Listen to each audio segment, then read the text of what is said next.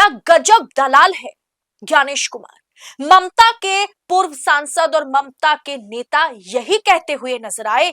भड़की महुआ मैत्रा भी, और इधर अखिलेश यादव, अरविंद केजरीवाल, राहुल गांधी, कांग्रेस सबके सब ममता बनर्जी के सपोर्ट में और चुनाव आयोग और ज्ञानेश कुमार के खिलाफ मैदान में उतर चुके हैं। बताऊंगी किसने क्या कुछ कहा है, सब कुछ आपके सामने रखूंगी, तो आखिर तक वीडियो में हमारे साथ बने रहे।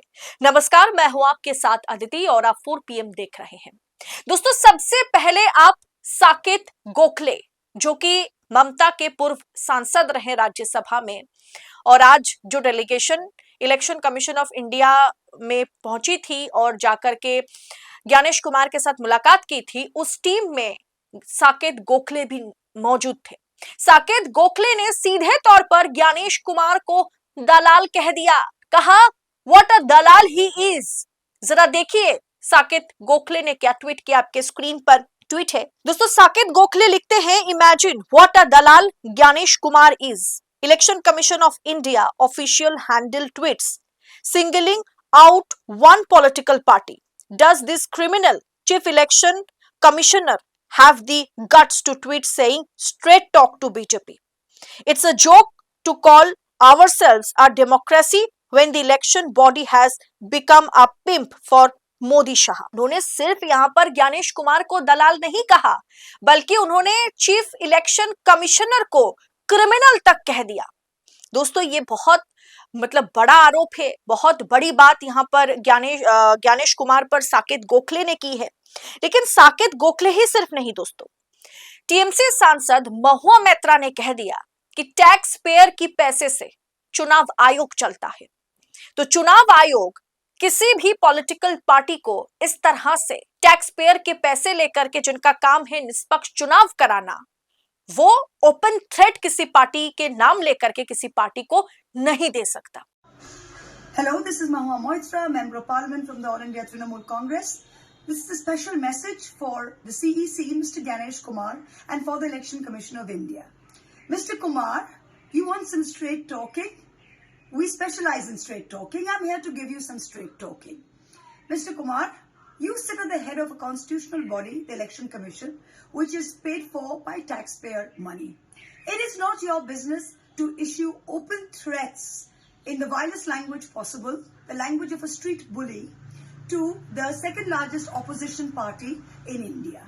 It is not your job to disenfranchise crores of valid voters who make up the largest democracy in the world. You have done this at the behest of your masters, the BJP, and you believe that you are untouchable. But let me give you some straight talking, Mr. Kumar. We too want special polls this time.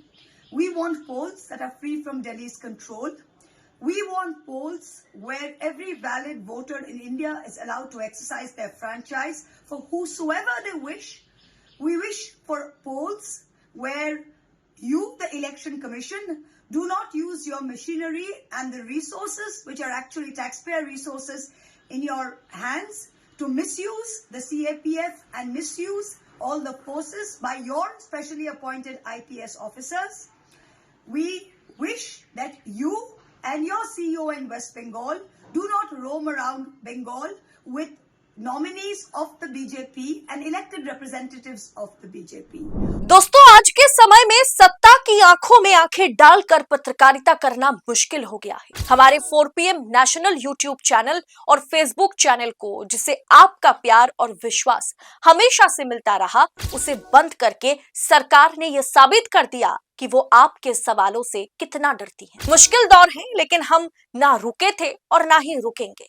हम सच के लिए हमेशा लड़ते रहेंगे। ऐसे में 4 PM Uttar Pradesh यानी 4 PM UP को ज्यादा से ज्यादा ज्वाइन करें और स्वतंत्र पत्रकारिता को जिंदा रखने के लिए जितना हो सके उतना हमारा आर्थिक सहयोग करें।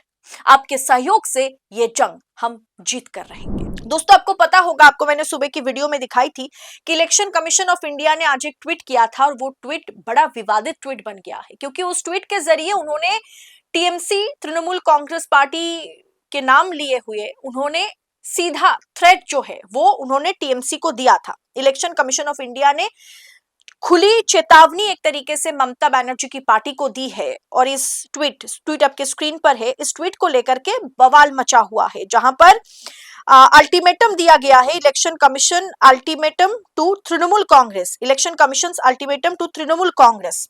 ये अल्टीमेटम चुनाव आयोग किसी पार्टी को इस तरह से दे रहा है, इसे लेकर के अरविंद केजरीवाल, अखिलेश यादव, राहुल गांधी की कांग्रेस जो है, सबके सब ममता बनर्जी के सपोर्ट में और ज्ञानेश कुमार के खिलाफ मैदान में उतर गए हैं।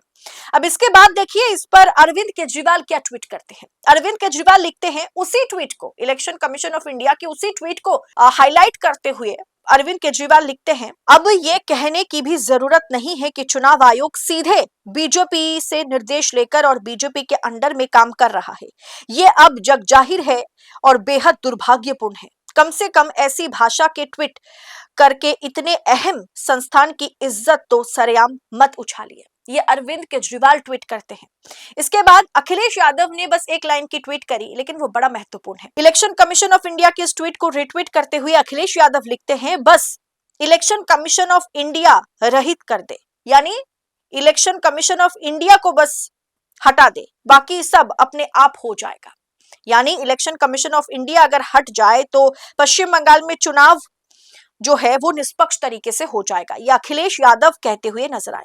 इसके अलावा आप जानते हैं अधीर रंजन चौधरी, जो कि पूर्व सांसद रहे तृणमूल कांग्रेस पार्टी से और बहुत ही चहेते, बहुत ही बड़े लीडर में शुमार है कांग्रेस में। अधीर रंजन चौधरी लिखते हैं, या अधीर रंजन चौधरी ने प्रेस कॉन्फ्रेंस करके आज ये बताया कि West Bengal election Congress leader Adhir Ranjan Chowdhury on the EC TMC meeting ending on a bitter note says if the chief election commissioner or election commission cannot ensure a fair process, the TMC should protest।